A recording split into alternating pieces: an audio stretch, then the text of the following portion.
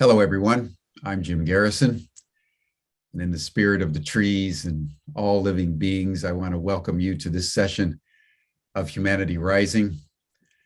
As we begin our program today, I just want to note not only the events in Ukraine, but events in climate and in politics around the world. You know, if you think about what's happening, we're in a time of multiple code reds. Last year, the Secretary General declared code red after the International Intergovernmental Climate Change Panel said that we were in unprecedented territory. We've also have code red in terms of democracy and rising authoritarianism all over the world. Now we have a code red around Ukraine and the destabilization of Europe in a very, very dramatic way. And as I've been talking with people over the last couple of days, one of the frequent themes is that people are having trouble keeping up with all the crises that are happening simultaneously around us, all of which are urgent, and all of which are getting worse.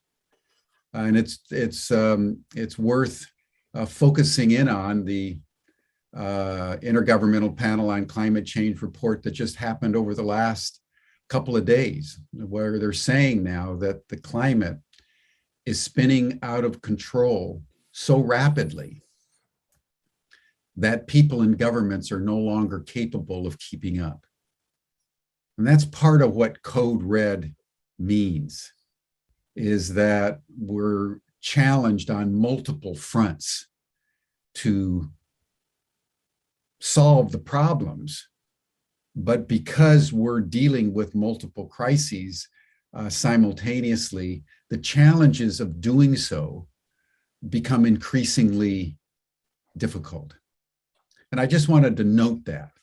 And in the spirit of Humanity Rising, again, in the spirit of nature, I just encourage all of us to do whatever it is that we need to do to maintain the inner coherence, the inner equilibrium of being that is necessary not only to give us a sense of calm in the chaos, but the capacity to navigate wisely in an increasingly turbulent world.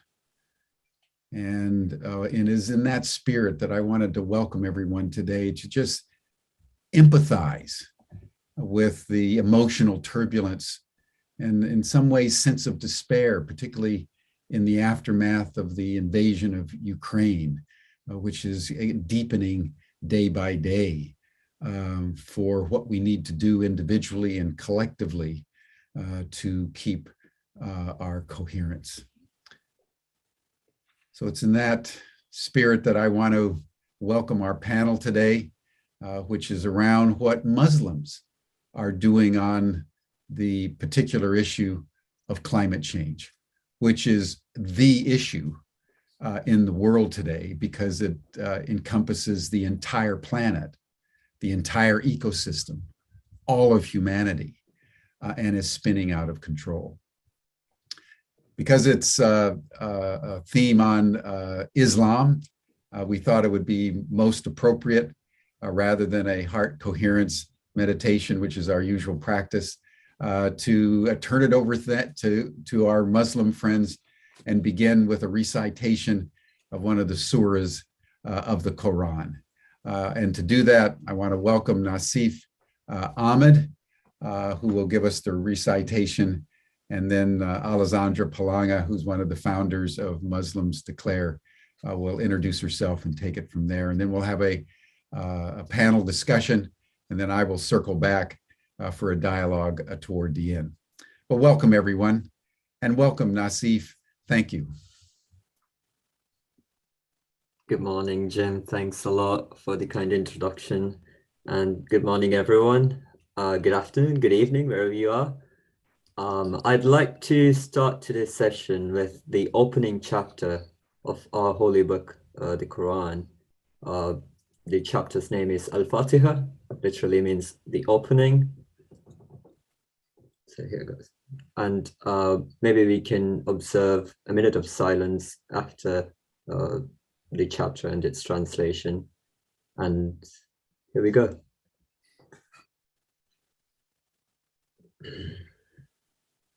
Please feel free to close your eyes. Make it a part of the meditation as well. أعوذ بالله من الشيطان الرجيم. بسم الله الرحمن الرحيم. الحمد لله رب العالمين. الرحمن الرحيم. مالك يوم الدين. إياك نعبد وإياك نستعين. اهدنا الصراط المستقيم.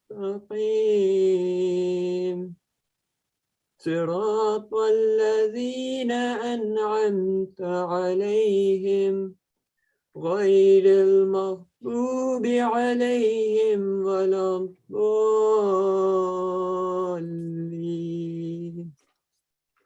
Amen. In the name of the God, the most compassionate, the most merciful. All praise is for God, Lord of all worlds, the most compassionate, the most merciful, Master of the day of judgment. You alone we worship, and you alone we ask for help. Guide us along the straight path, the path of those you have blessed, not those you are displeased with, or those who are astray.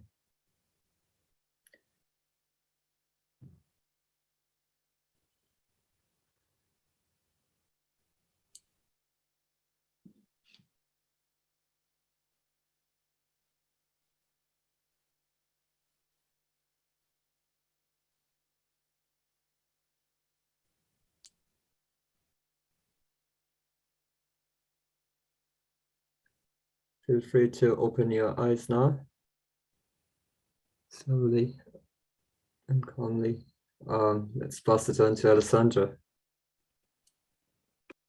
Hello, thank you, Nassif, and thank you, Jim, as well, for the kind of opening this discussion, and for reminding us of all the different kind of multiple crises and quite the feeling of not being able to keep up. It's quite an overwhelming feeling. You go through the day and you remember that all of these things are going on, and what do we do? So today we are having a bit of a conversation amongst ourselves, amongst the founders of Muslims Declare, which is it's the short version of Muslims Declare a Climate and Ecological Emergency, which is a new organization that we're setting up in the UK. It comes as a result of a convergence of different voices and different ideas and different experiences, a journey that we've had for the past couple of years. Really just expressing and kind of communicating our grief, not just for the environment, but for everything that kind of is going on, not only in relation to the environment, but also kind of climate justice, inequalities, and we have developed a plan which we'll be talking about today. So let me just first introduce everybody. So we have Nassif, who introduced this session with Al-Fatiha. Nassif is one of the 4 founders of Muslim Declare and a sustainability entrepreneur based in Leeds. And he's the founder of Reshift Ltd, a startup that enables businesses to transition towards a zero carbon future. I myself, just introduce myself as well. I recently completed my PhD. I actually did my Viva. I successfully passed my Viva. And I've been working for a few years on the topic of Islamic education. I'm particularly interested in e-learning and activism from an Islamic perspective at UCL, the Institute of Education, UCL. And I've been a climate or environmental activist for a few years. First, I was working on a magazine which I founded, which is called No Serial Number Magazine.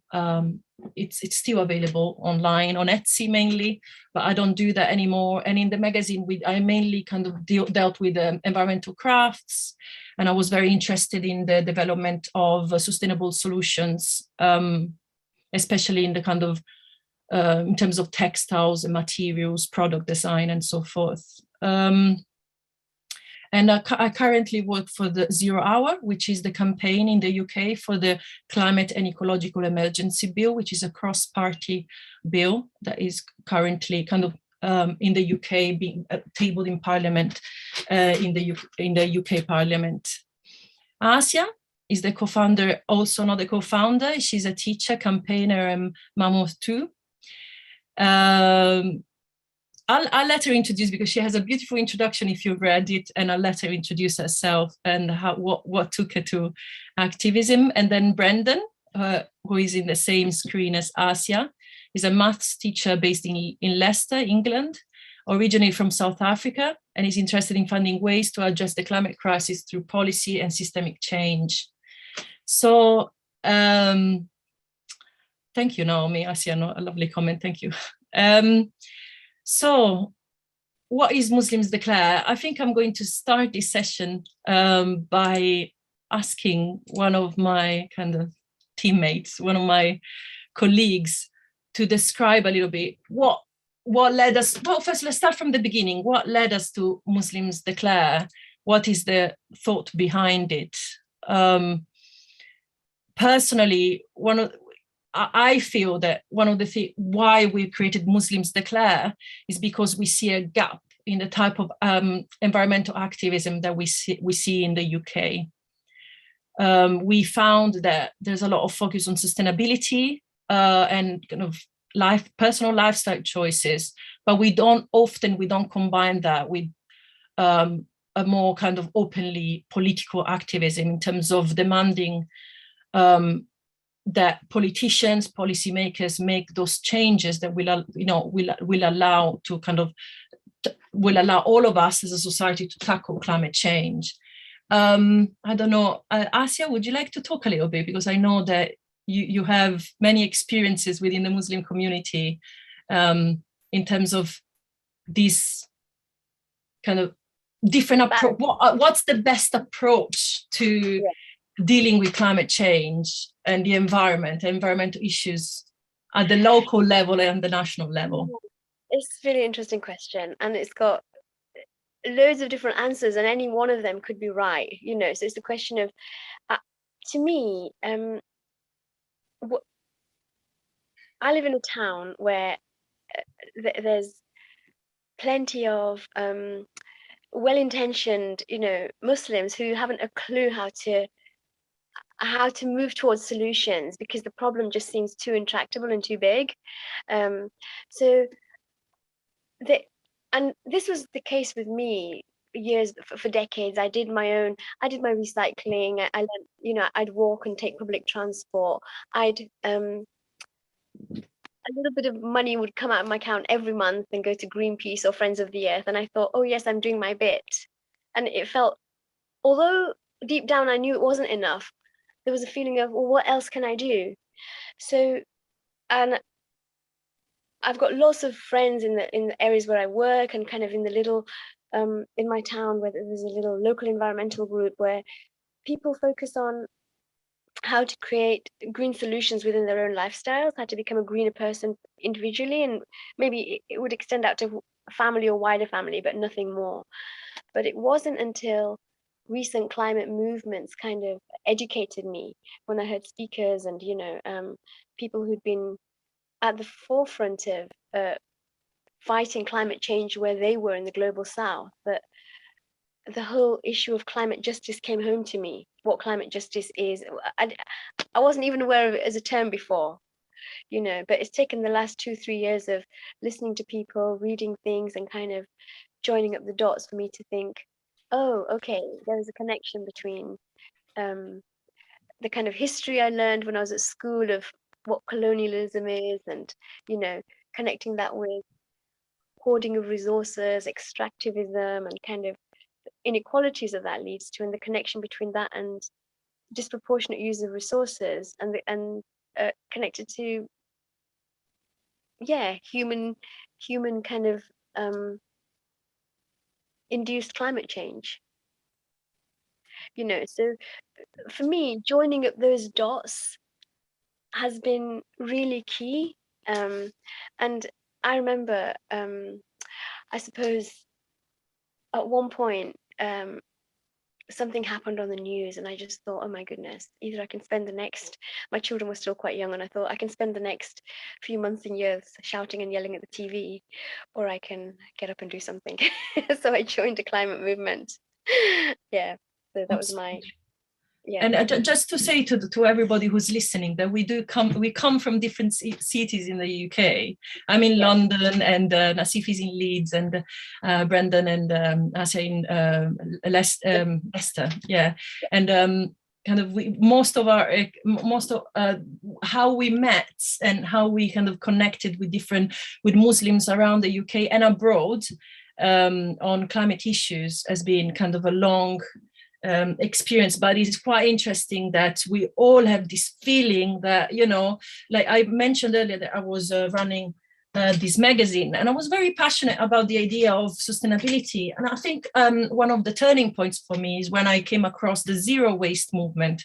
Many of you may be aware of it. There are several like Facebook groups. One is Journey to Zero Waste, with thousands, I think we're talking about tens of thousands of followers.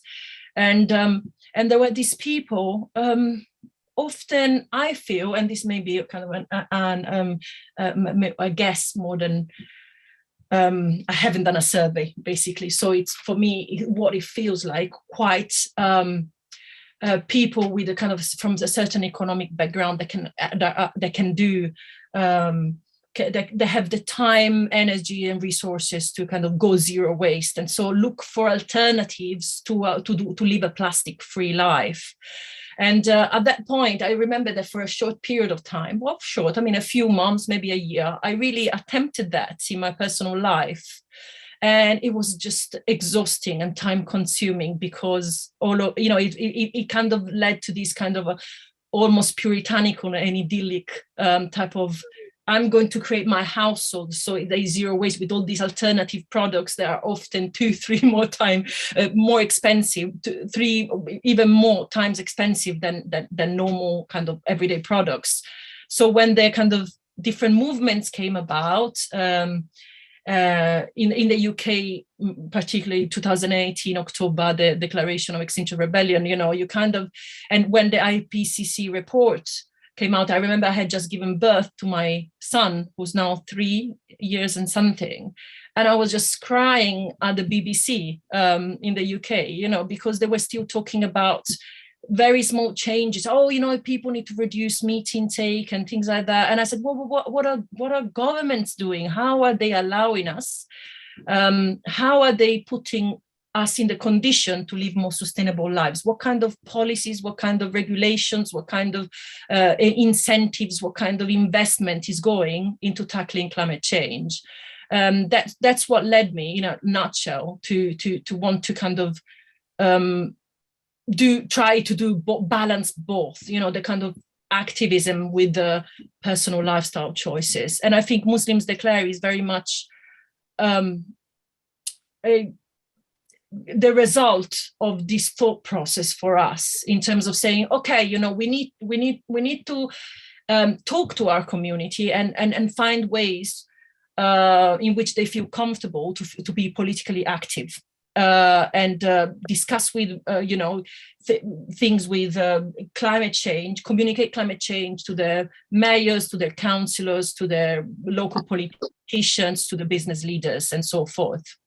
So I would like to maybe introduce Nassif and ask a little bit about, because we have different, I mean, there are different sides of us. One is our outreach to the Muslim community, but we have friends across the different faiths here in the UK, and we have friends and activists abroad. So we'll start with our friends, kind of interfaith, collaborations, and then we'll move to the international collaborations. Nassif, do you want to talk a little bit about the experience of Camino, what it was and how it brought us together? And perhaps Asia maybe can add a little bit about the Coat of Hopes and all the experience around COP26 in Glasgow. Sure, Alessandra. Yeah, I think before talking about our, sort of Camino events and sort of the interfaith activism, I'd just like to also say how I got here as well as an environmentalist, I guess. And I come from a state called Kerala in India, in South India. A beautiful state, you should definitely check it out. And yeah, so I was born there, brought up in an urban city, Dubai, in the Middle East, and went back to India for doing my engineering. I'm a renewable energy engineer myself, and then I came to the UK for my master's about 4 or 5 years ago. So for me, I think interfaith, connections, and the connection with nature, we're always there, being an Indian and sort of having that, the Indian culture of mutual harmony and harmony with the environment as well. And I did find quite striking differences when I moved to the UK. One specific one would be that in India, the poorest lived the healthiest and the most eco-friendly life, because eco-friendly things were the cheapest, right? At least like a few years ago. And here it was the right opposite. Like if you wanted to find something very cheap to eat, that would be McDonald's. If you wanted something very cheap, that would be meat-based, or that would be filled with plastic. And that was quite a contrast for me. And I think, part of me wanted to really, also get that spiritual connection with my religion and so on. And I think Muslims Declared, like, it was the sweet spot of environmentalism and my spirituality coming together at the same time, and meeting all the bright, people around us, from as the UK is, a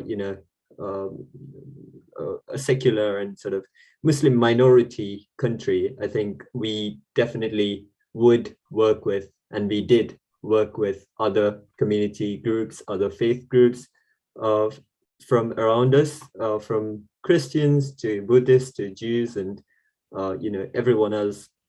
I think the environmentalism space in itself is very small, so it necessitated us to kind of collaborate together to bring that momentum to the projects that we do.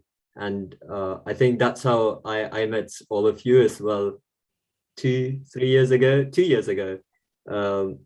Time flies. Just one of the Ramadan talks that we had, and and then we got to do the Camino, or we supported them, we hosted them in Birmingham. So for the viewers and the listeners, I think Camino is a Spanish term for walk or a path, and a group of interfaith activists, environmental activists here in the UK started a Camino, a spiritual walk, starting from London and Bristol, going all the way up to Scotland in Glasgow, where COP26, the UN Climate Convention, was taking place in November. So it was over a 500-mile walk. They did it over a 2-month period, 10 miles almost every day. And it was, we were lucky to be a part of it. to host them, to join hands with them, and to help them set off as well. And we have done several other collaborations with other environmental activists here in the UK, and I'm glad to be a part of it. And yeah, we continue to, and I do hope that we continue working with everyone moving forward as well, because I think climate deserves that kind of collaboration, and the kind of space we are in, quite toxic, with a lot of distractions, from authoritarianism to everything else that's going on. I think yeah, being such a small community, we definitely need to stick together to bring those changes. And thank you so much, Nassif. And yeah, and I think one of the things with kind of the interfaith work recently, this kind of issue or reflections over our our ability to participate in interfaith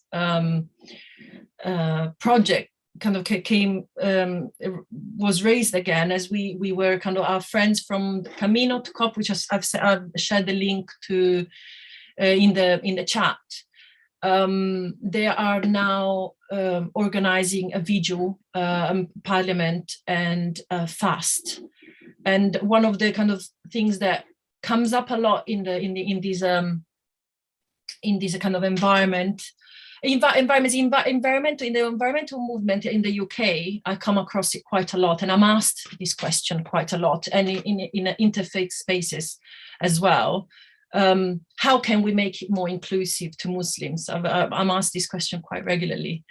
And one of the things that I've replied to a person that I really admire and a very committed activist is when you kind of plan things like that, like a fast, for example, for us Muslims, and for many, I don't want to generalize, but for many Muslims, fasting, for example, is such an important part of our kind of religious experience, and there are kind of regulations, and of course it's obligatory in Ramadan for those who have no kind of health issues or other problems that prevent them from fasting, but it is kind of quite highly regulated and part of our lives from when, I wasn't born Muslim, but I know from family, from my children, from everybody around me, that since you're very little, it's just part of your life. And the idea of the political fasting, for example, doesn't appeal to Muslims, or Muslims don't tend to receive that or treat it in the same way. And there isn't generally a great deal of history of fasting for political reasons within the Muslim world. So those kind of conversations are quite useful to shape how we want to develop the initiatives that we want to develop, what we want to do with Muslims Declare, which we'll talk about in a shortly. We'll kind of tell you about our plans for 2022 all the way up to kind of COP27. I wanted to share some photos of the Camino and the Coat of Hopes, which was another initiative. Asia, do you want to talk about the Coat of Hopes a little bit? Yeah, this was an idea where I can't remember where the idea originated, but a few people wanted to have a creative way for each community through which the Camino passed to create little squares, patchwork squares, which would be sewn onto a coat. And each square would represent something that people were grieving, something that they wanted to pay tribute to, whether in nature or, so there were lots of images of animals sewn, there were lots of pieces of embroidery, and all of these were kind of, this patchwork coat kind of grew. So it started off with just a plain brown coat, very beautifully cut, with just a few patches, and then through each region it passed, people would create their patch and attach it to the coat. So by the time from beginning in London, in fact, before London, I think it was Lewis. So it started south of London, before it came to London. and then all the way to Glasgow, you know, through the kind of uphill, down dale, through its journey, it became heavier and heavier and richer with people's sewn commemorations of their experiences of climate grief. So that's what the Coat of Hopes was about. And now I think it's on display, it's on permanent display in a town called Lewis. There it is, yeah. There's Riz Chowdhury wearing it. So you can see how large it's become. It started off with a plain brown coat with kind of lapels that were pinned up, but now it's become as large as a huge cloak. And yeah, people picking it up. And I think this is at the very end in Glasgow. So this is one of our kind of friends, a very committed campaigner wearing it. And there are photos everywhere. If you search the Coat of Hopes, there will be you will find photos with pretty much everyone wearing it along the way. So it was a lovely experience. And another of the co-founders, Matthew, who is not here today, he is? Matthew's not well. Oh, he's not well. Okay. Yeah. So Matthew was very passionate about this project, and he created one of these kind of little squares for the project with I think it was the sari, the traditional dresses from Bangladesh, from her mum's clothes, I think, if I remember well, but maybe maybe I don't remember well. His mum's old sari, his mum who passed away. Yeah. So this is just, I hope, you know, this is kind of a good introduction to the kind of things that we've been involved in the UK that have really kind of shaped who we are as a group. I don't know if it would be kind of useful to introduce what we're doing, like our plans. Brendan, I know that you have, you can talk about our plans for the next couple of months, all the way to until the end of the year. We have the plans of a traveling exhibition that will be going around to very inspired very much by the Camino, actually, by this idea of doing a journey around the UK. Brendan, tell us a little bit about it. Sure. So we've planned an exhibition, and the exhibition is called Letters to Imams. And the whole purpose of the exhibition is it's going to be kind of like a people's exhibition. So what we're going to do is we're going to ask people from all over the world and all ages to send us letters to their local imams with their hopes and their dreams about, restoring the natural world, beautifying the mosques, greening the mosques, making mosques into kind of natural havens, and using that space.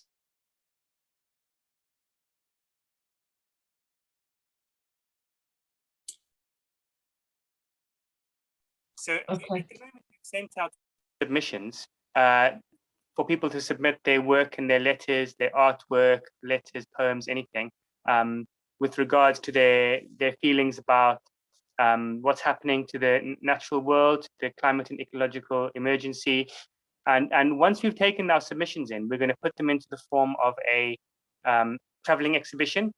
And this traveling exhibition is going to, we hope to show the exhibition in mosques around the UK, especially those in deprived areas.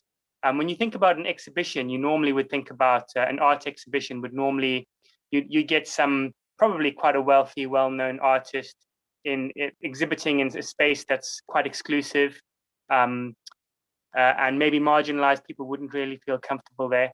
So our plan is to do the exact opposite. So for example, a lot of the work that's exhibited will be the work of children. The voices of children are really important in this whole discussion, because they're ultimately going to be the ones who are going to be most impacted.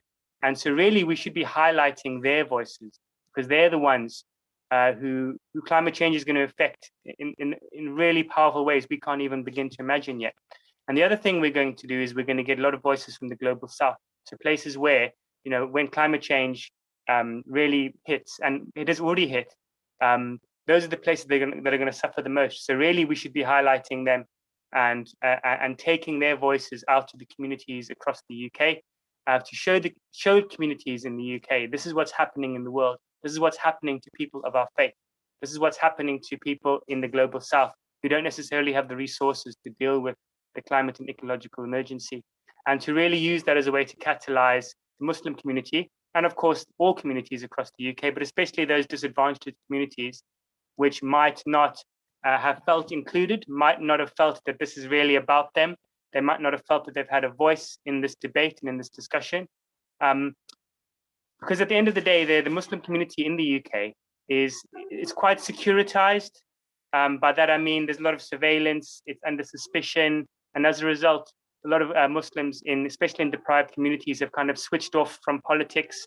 They see it as something that's not for them. Politics is something that happens to them. It's not something that they have an active voice in.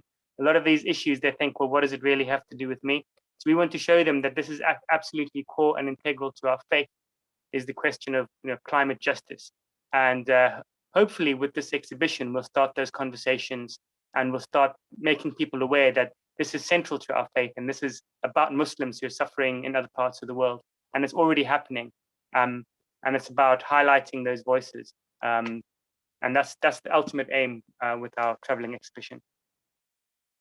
Yes, and and the idea of the letters to imam being the one that kind of is at the front of the kind of prayer, that is leading the prayer, is the leader.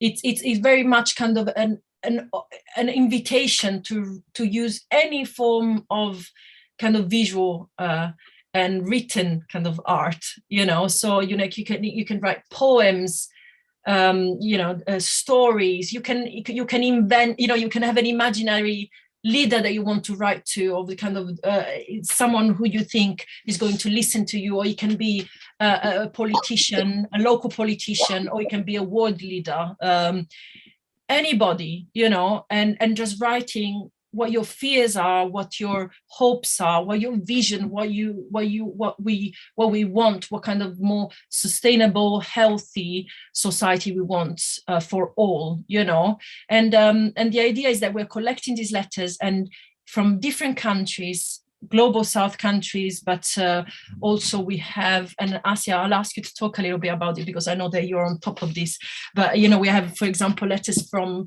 Canada coming in, and from Indonesia, from Asia. Just take over, because there are a few countries. But one of the main things that I want to say is that the reason, one of takeaway message from today is that if you know anybody, children, families, colleagues, and you want to kind of set up a very, it can be a very small initiative to write letters, send them to us.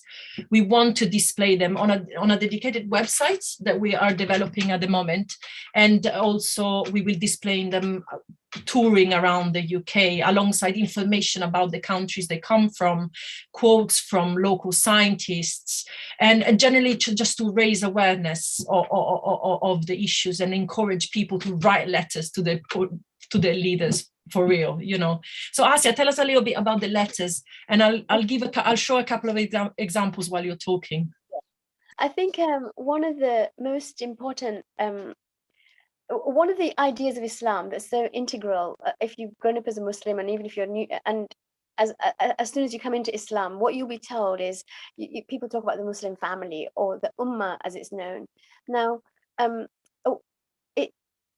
with voices from the global South coming in, immediately you're connecting to the Ummah, you're connecting to the wider family, you're connecting to the wider human family beyond religion.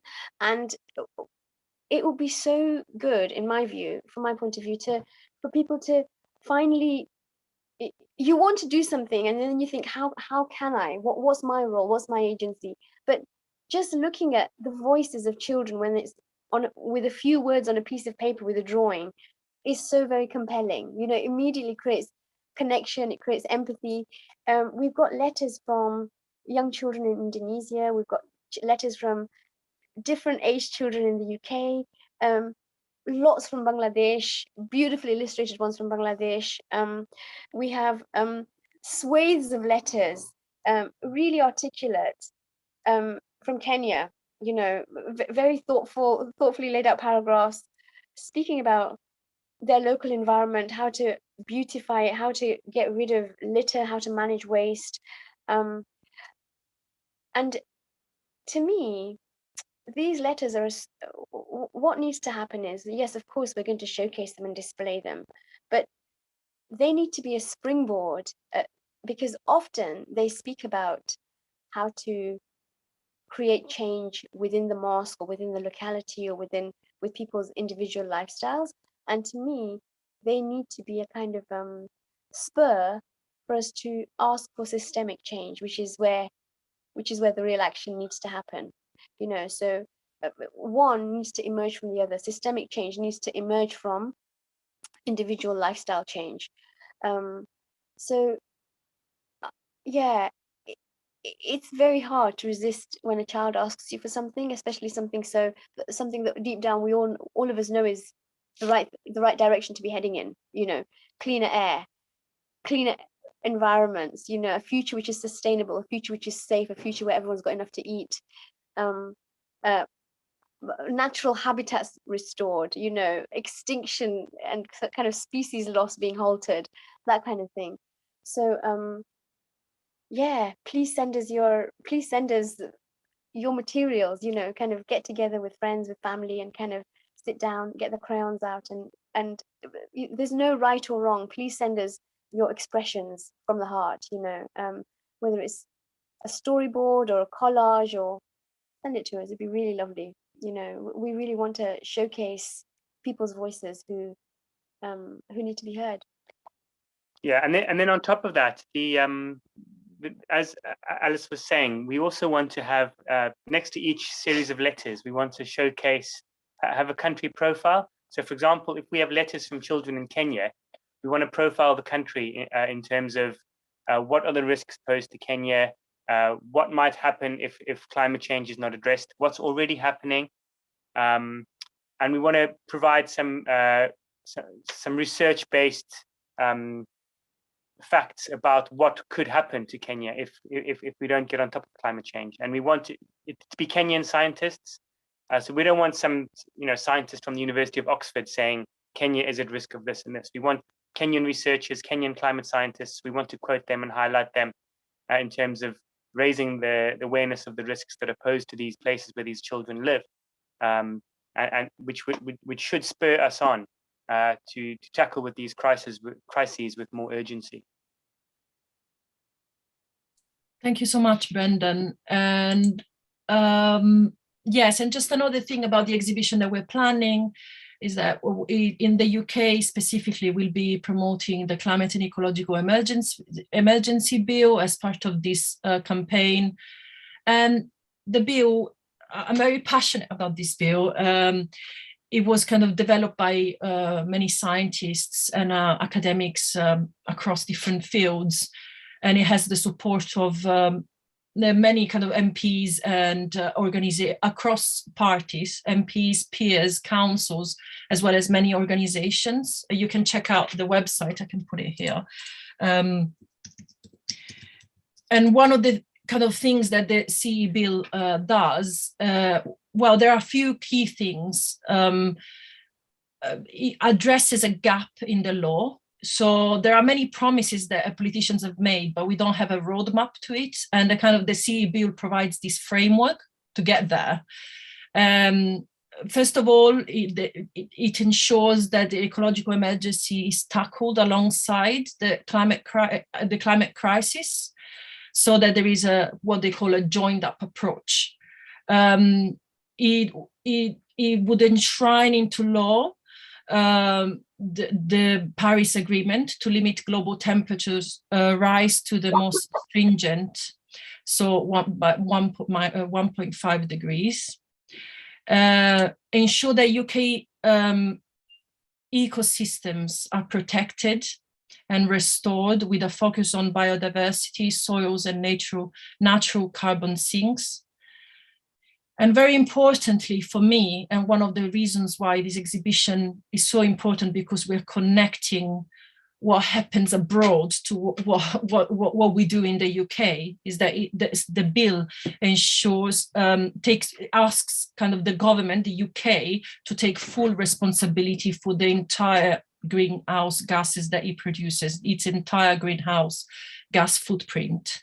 So at the moment, the government calculates this like how we're reaching net zero only by calculating domestic emissions, while the bill will also include consumption emissions, passenger shipping, flights, all those things that we kind of produce abroad and then we ship in, and, this makes sense because the UK is mainly a service economy. So it doesn't quite make sense not to calculate what we make abroad to consume here. And finally, actually 2 points. It takes full responsibility of the ecological footprint abroad. So how we destroy the environment along the supply chain and stopping that immediately.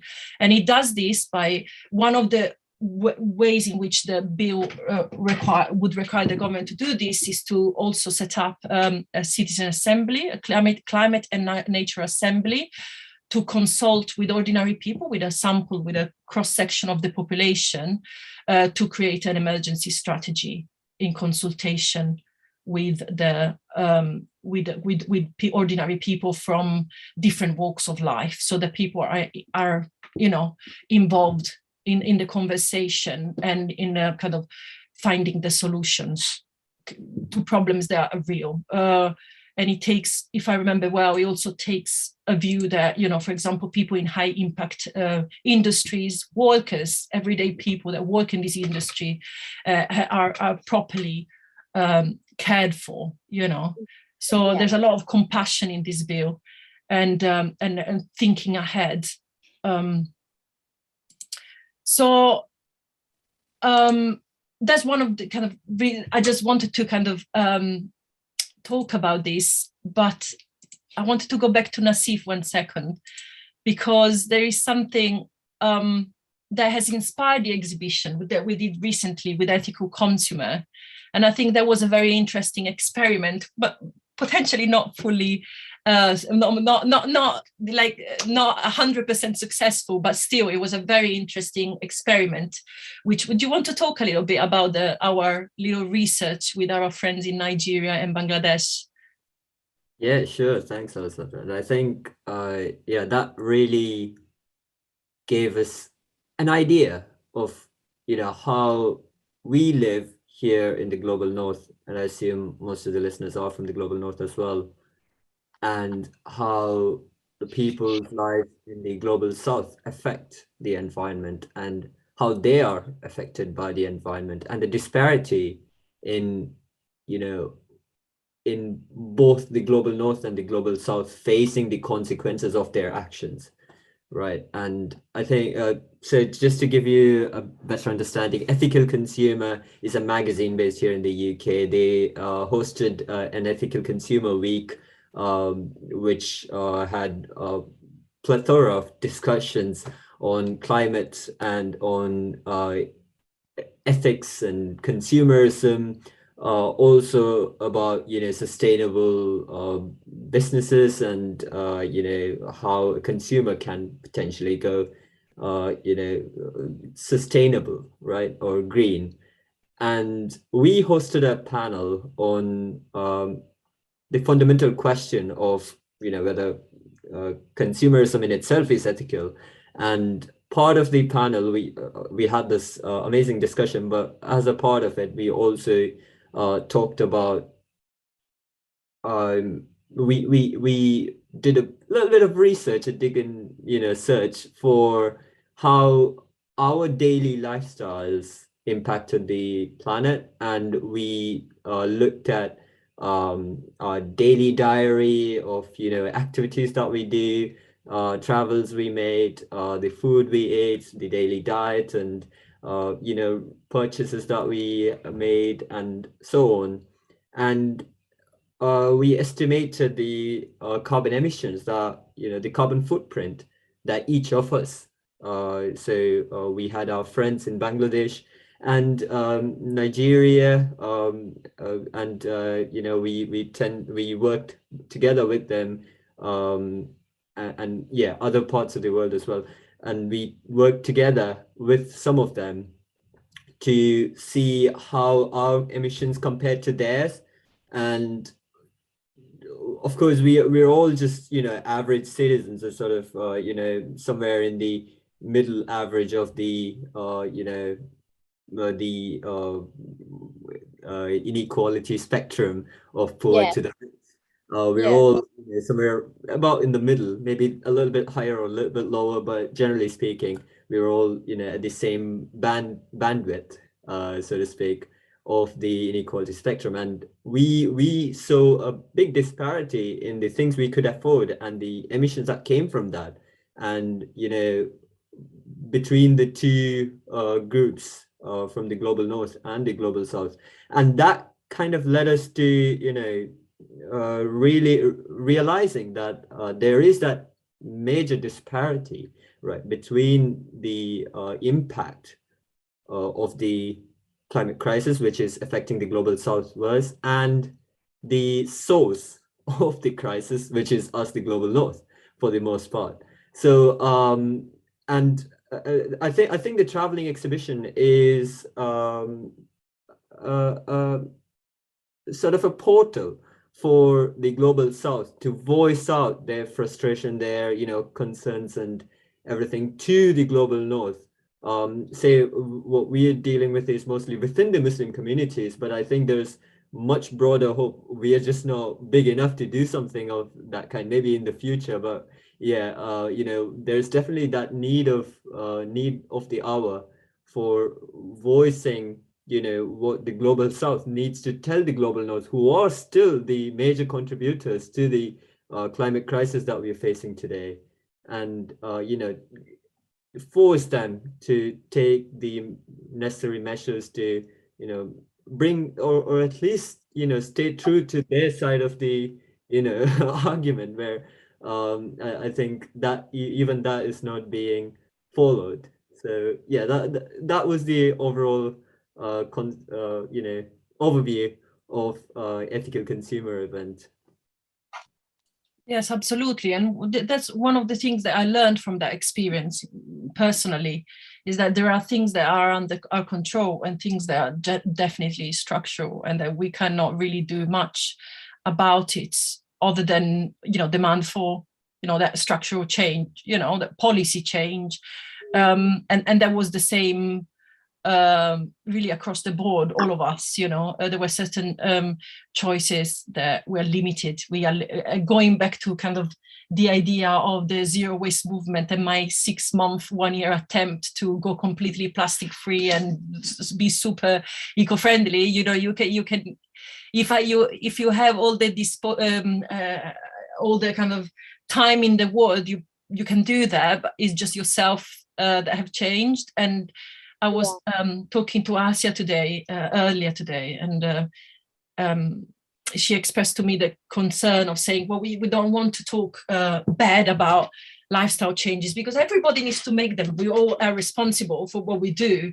And I kind of replied and I said, well, the policy change and, asking for the big decision makers to take bold action comes kind of is one of the two legs. One is a behavior change on a large scale. And if we, individuals are struggling in our everyday life to be more sustainable, but there's no structural change that creates the conditions for us to do that, then it's like on one person, one man, let's say, just walking with one leg and just struggling. So they two come together, and I think the exhibition, comes as a convergence of all these ideas that we've developed over the past year and a half, 2 years. And the connection that I've made with ethical consumer was the idea of just talking,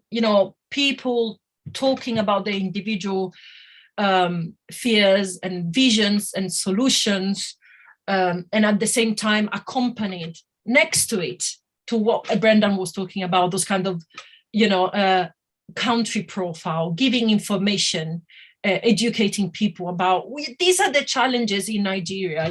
These are, it's a developing country.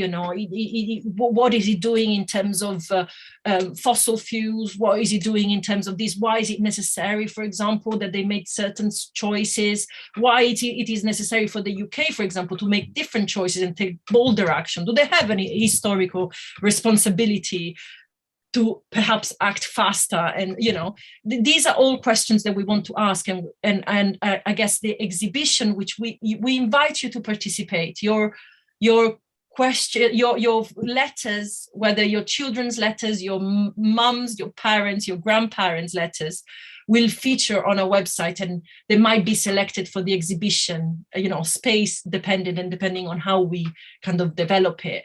And yes, so I think overall, that's our proposal, and we hope that at least some of you will get in touch and will kind of submit some letters to us. I've shared with you the press release that has a link at the bottom, or should have a link at the bottom, but maybe it doesn't. It should have. Yeah, there is a Typeform link somewhere at the end when it says a call for submissions. There is a link that you can share to submit your, if you can, high quality scanned copies of your letters. I think we're reaching the end. We've talked for nearly an hour. I hope it was interesting. And is there anything else that my friends, my colleagues want to add? Yeah, I want to say, we close? I want to say that if you are riding your bicycle, or you've planted a tree, or you're trying to be more vegetarian, please, I don't want anything we've said to take away from that in any way, shape, or form. But that should be a spur, and because that is wonderful. But that's a step to the next step, to the next step, to the next step, which is really systemic change. So I just want to reassure listeners who maybe have made those personal changes that I don't want to come across as belittling any of that. And I can see here that some kind of added some, Naomi added some information about kind of Islam and nature, and I was asked to provide some references, some kind of things to read, and I've put some books, some influential books on Islam as a kind of Islam, nature, environmentalism, and the relationship with nature. So you can check that out, those links out, if you're interested in learning more. And I've just shared the website. I hope everyone can see that. So this is our new website, and if you scroll down, you can see where you can contribute your work, or join us, or follow our story, all on the website. So please feel free to do that as well. Perfect. Thank you so much, Nassif and Asia and Brendan. Jim, would you like to come back in and lead the perhaps question and answer? Thank you, Alessandra and Nassif and Brendan and Asaya. This has been a very stimulating conversation. You're up to really good work, and in a little kind of nook and cranny of the global system that is both fascinating and I think urgently needed. And so I just want to thank you for your achievements with Muslims Declare, and recommend to everyone that they participate in the actions that you're recommending. I think where I'd like to start the dialogue with you is to go more deeply into the roots of environmentalism in the religious tradition of Islam. And I would like to hear, I don't know which ones of you are the most steeped in Islamic history and philosophy and so forth, but it would be, I think, very interesting to our audience to hear the history of the consciousness about the environment in the last 1400 years that Islam has been a historical force in the world. because that influences how the tradition and the religion will respond to what it is that you're calling for. Sure, I can give it a go, I think, Jim, and that's a beautiful question as well. And it's an ongoing development where I'm looking deeper into the religion and finding things that resonate with modern, the struggle of environmentalism in general. And I think Islam, as a religion, one of its core essence is nature and the environment that is around us.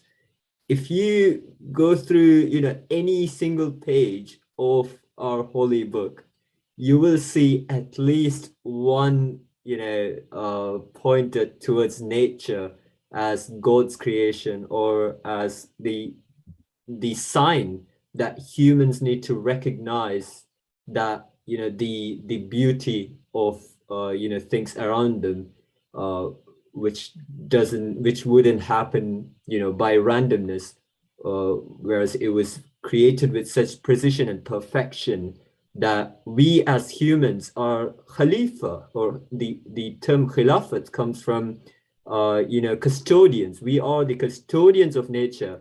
We just have that responsibility for such a tiny fraction of the entire world's existence, really, and we've already messed it up to a good extent. But I think that khilafat that is bestowed upon us humans is quite, it's a very big responsibility, and we all have to answer.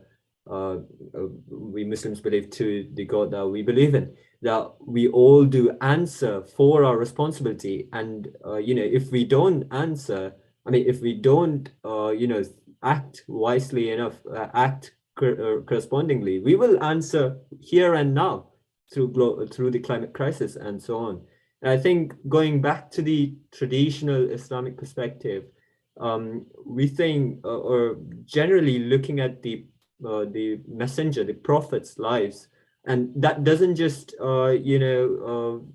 isn't constrained to the Prophet Muhammad sallallahu alaihi wasallam, peace be upon him, but also every other messengers, the prophets of God that we have, starting from Adam, all the way down to Joseph, Moses, and Jesus, all that we believe in as prophets of God. And just looking at their lives and their stories, you can see how connected they are to the nature. And I think this is one of the reasons why in Islamic environmentalism, the prophetic model of living is considered as one of the most sustainable, practical way of living in confluence with nature. And I would recommend anyone who's interested further to look at the prophetic model of life, and look at environmentalism in general in the nature. Some of our close friends have authored some very beautiful books, and there is a growing movement today that is concerned with the literature of Quran, the Holy Book, the prophetic life, and traditional scholars and their view on environmentalism as well. Can I just add, thank you so much for that, Nassif. Can I just add that if you see on our website, we are partners with IFES, which is one of the kind of oldest, if not the oldest, organizations, Islamic environmental organizations. Is IFES stands for, I always get it wrong, but I'll try, Islamic Foundation for the Environment and Ecological Sciences. And Fazlun Khalid, which is one of the books that I recommend, the author of one of those books that I recommended, has written extensively on this. Is a pioneer, I would say, of this kind of thinking, of looking at kind of Islam and the environment.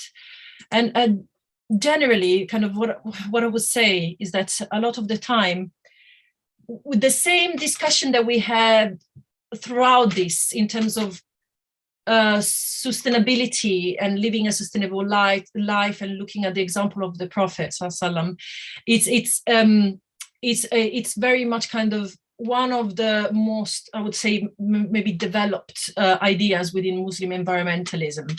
So the idea of that comes with the kind of being humble, living frugally, having living a simple life. I think that's one of the main takes from the example of the Prophet. And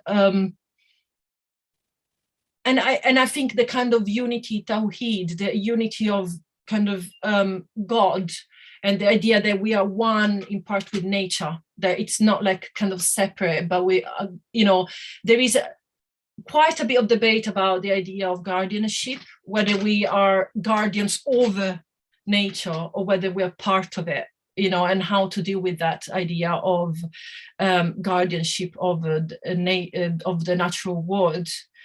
And there's also another important principle used in kind of fiqh, which is kind of Islamic law of maslaha, so the common good, so that you may take some decisions, difficult decisions, to protect, the good of like the good of the society, the well-being of the society, of the community, and future generations as well. So there are quite a few concepts that have been used to create, like to develop an Islamic kind of conception of environmental protection. And one of the ideas that we kind of, we've been thinking about and developing as we develop Muslims Declare is the idea also of justice. So there is a lot, if you read the Quran, there's a lot about kind of standing up against corruption, and standing up against, people who do bad in the world, that take decisions that hurt others, that cause harm. And I think that can be applied to our times and to the climate crisis, because yes, there are certain corporations, there are certain interests that are continuing to make bad decisions that harm and cause harm to people. And I think the idea of justice and, standing up against oppression is very much something that we need to apply to environmentalism, that can be taken from the traditions as well. There's a really lovely quotation from Surah 30 of the Quran, which is ظهر الفساد في البر والبحر بما كسبت أيدي الناس, which means, directly connected to what you were saying, Alessandra, corruption has spread on land and sea as a result of what people's hands have done. So you can read that corruption as pollution, as kind of degradation and lack of respect for, what Allah has gifted to us. And there's another quotation from the Quran, which is one of my favorites. This is from the 6th chapter. وَمَا مِن دَابَّةٍ فِي الْأَرْضِ وَلَا طَائِرٍ يَطِيرُ بِجَنَاحَيْهِ إِلَّا أُمَمٌ أَمْثَالُكُمْ. And it means there is not a creature that kind of roams the earth or flies on its wing, but we have created them as communities just like you. So it's a sense of, other living beings are part of, as Masih said, we're custodians. They're part of, they're communities like us, and they deserve that respect and,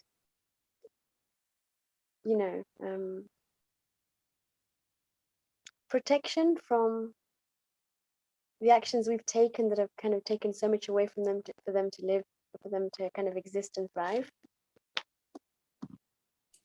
Absolutely. And you can read that, just to conclude, you can read that kind of the idea that we started with, in terms of living a simple life and having a model of simplicity. The kind of calling out excesses is very much, you can kind of see it on a personal level. I need to avoid excess, or you can see it also on a structural level. So there's many ways that you can read it. And one of the things that I love about my religion is that it's so intellectually stimulating. You know, it's you can develop it and you can reflect on things. And there are so many Muslim thinkers who do that and come up with really kind of exciting ideas and possibly solutions. So it's about also telling a positive story about our religion and our communities. Well, I appreciate that. You know, if you think of the Christian religion, for example, the book of Genesis has a very explicit notion that humanity is to have dominion over the earth. And that mentality has informed, I would say, the dominant strand of Christianity and the Western world, which has been so dominated by Judeo-Christianity. And there are other verses in the Bible and other strands, particularly in the mystical tradition, that is really honoring of the nature and reverential to the larger ecology. But it's been very unfortunate to have what many people believe is a misinterpretation of the language, but nevertheless, the buildup of a very strong doctrinal system of humanity having dominion over the rest of creation. Is there any equivalent body of doctrine in Islam that one would struggle with, that would indicate a lack of awareness of sort of ecological sensitivity? Because I think what you were saying earlier, Nassif, the basic notion is one of custodianship, and that's very different than dominion and domination.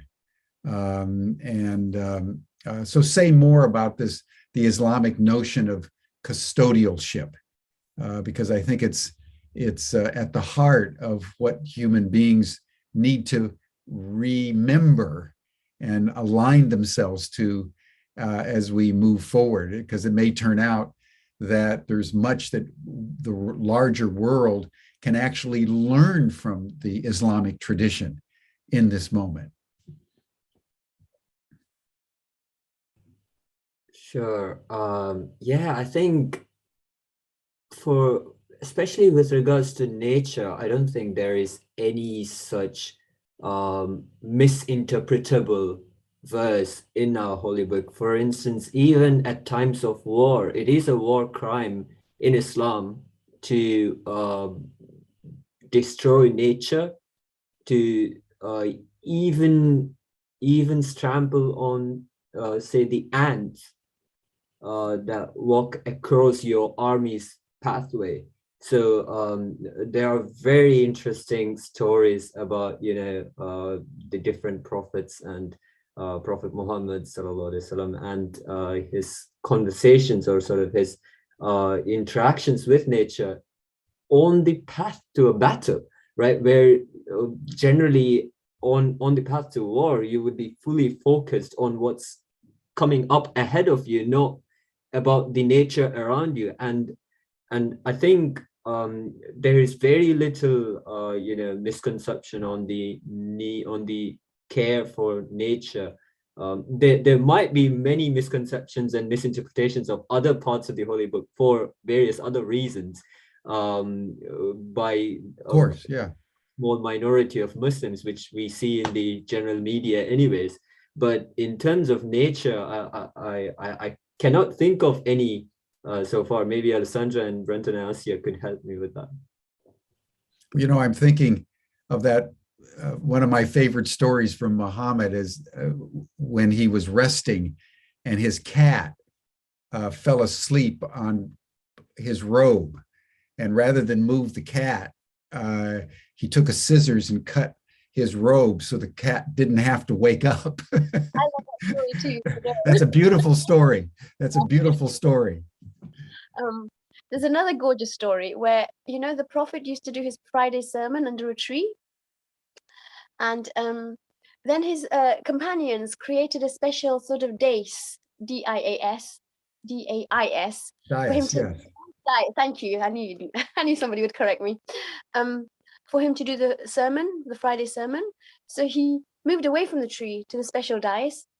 And the story goes that the tree was unhappy and it started to shed tears.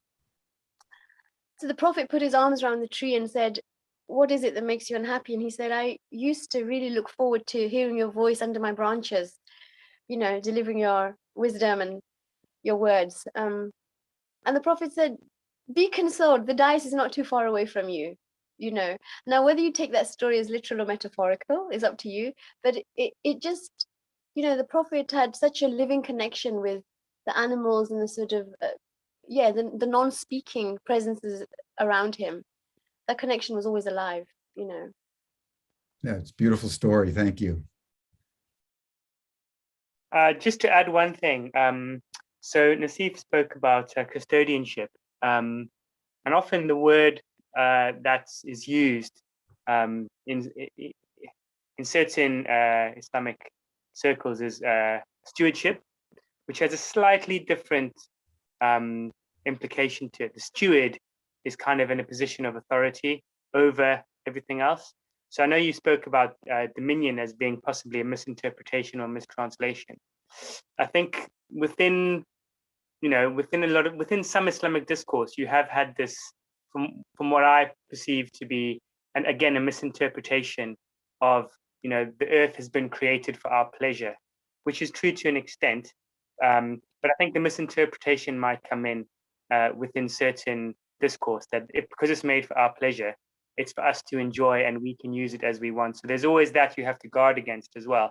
That whole idea of, because the Almighty created the earth as our home, therefore it's ours to use as we see fit. And I think that is, again, something that we probably within our own faith need to counterbalance. That's just because it's created as our home and for our benefit doesn't mean that it's ours to use as we see fit. So, you know, there is that risk of that misinterpretation creeping in, and that's another thing that, you know, as a group we would be looking to address and to try and rebalance, try to get that sense of, yes, the earth is created for our benefit, but it's a mutual benefit. We need to benefit the earth in the exact same way that the earth brings benefit to us. For sure.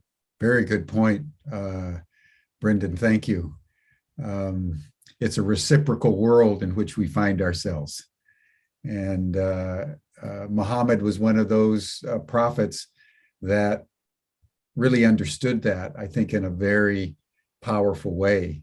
And I would say, Saya, that I don't believe the story was metaphorical.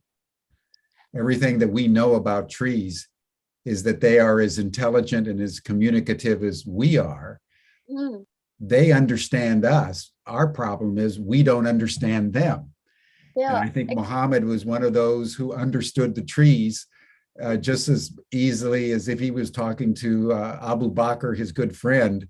And that's the story that's remembered, you know, yeah. Like the cat, you know, yeah. Just that reverence for other sentient beings.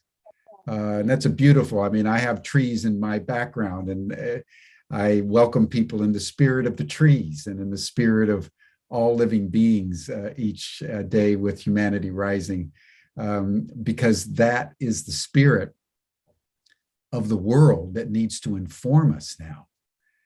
That's what's going to save us, is our capacity to remember nature and commune with nature and care for nature as we would care for our own child. Yeah. Absolutely, absolutely. Well, we're getting to the close of our session. This has been wonderful, and thank you so much for this perspectives on the prophet and the perspectives on the Islamic tradition, which is so badly misunderstood in the West generally, and I think very unfortunately. So, Alessandra, what I would suggest as we close out is I would love to hear just brief final comments that any of you would like to make, maybe concluding with you, Alessandra, and then we'll talk about the session for tomorrow.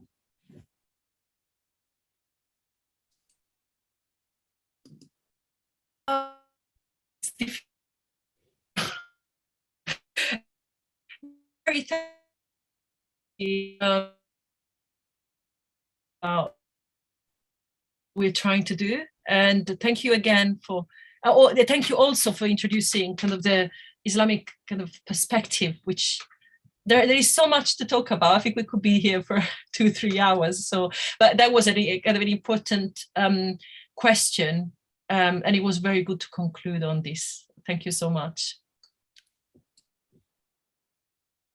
Brennan? You don't.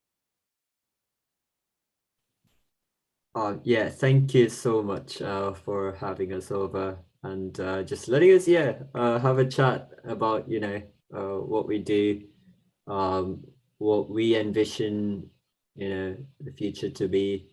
And Muslims Declare is a very young organization. However, we come with the richness in diversity, the richness in spirituality and other aspects, which think is slightly missing in the modern environmentalist struggle, and we definitely need to bring it back. And even within the Islamic communities, I think there is that spirituality, and often like I mentioned, the verses on nature and so on isn't taken in its importance when people go on with their daily lives. They tend to look at, and just to add on to the kind of issues we have with I mean, not issues, but like the kind of troubles that our society faces today in the Islamic the Muslim communities around the world, is the care and the scrupulous sort of look at the practices, the spiritual, the religious practices without the spirituality element attached to it. And I think that that has led to the kind of facade, as Asiya mentioned, the kind of destruction that we've brought to the environment, and it will continue if we don't go back to our roots, we don't go back to those teachings as Muslims, at least. So that's what I believe in. Thank you so much for giving us the chance to have this conversation. I'll pass on to Asiya and Brenton. Do you want to say something? Yeah, thank you very much. Thank you very much for giving us this opportunity. There are 1.9 billion Muslims in the world. So that's just over a quarter of the world's population. And I think Muslims, as such a big proportion of the world's population, are really going to have to play a role, and especially given the faith itself, we hope a central role in in making the earth whole again, and in bringing back the goodness to the earth, and restoring the earth. And so I know, a very young organization, but thank you for helping us on our way, and please wish us luck and pray for us. Thank you. Thanks, Jim. It's been a blast. I had a really good time. I'm looking forward to I suppose since I campaigned and became more of a full-time activist, I've never felt happier, because the kind of low-level anxiety I had for decades, through my 20s, through my 30s, through my 40s, it kind of had somewhere to go.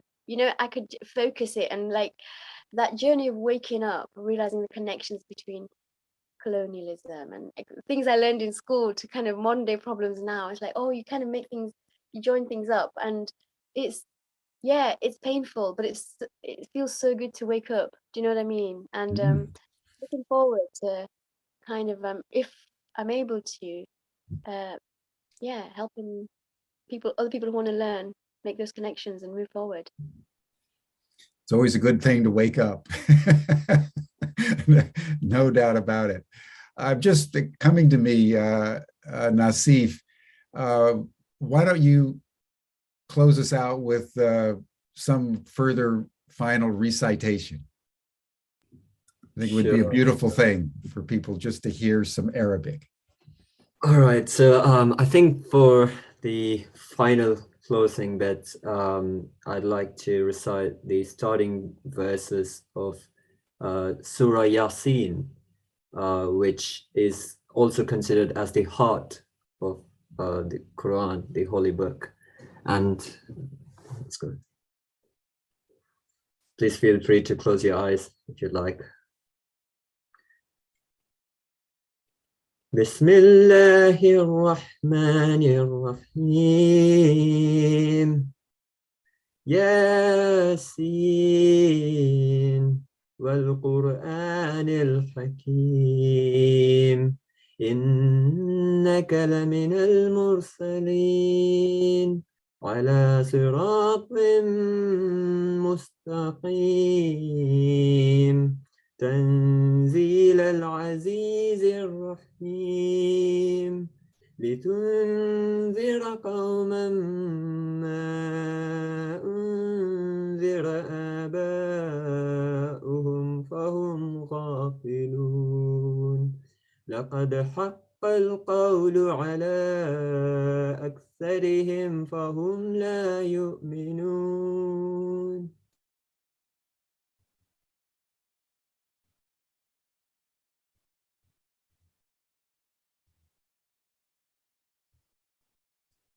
Thank you, everyone.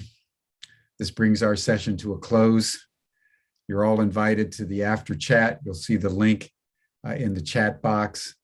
I'm hopeful that some of you panelists can join at least for a few minutes. You receive the link in your email.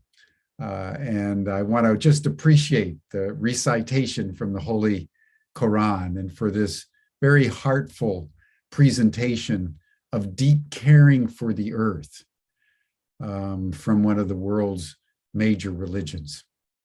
It's going to take all of us together to do what we all know must be done. So thank you, everyone. Bye for now.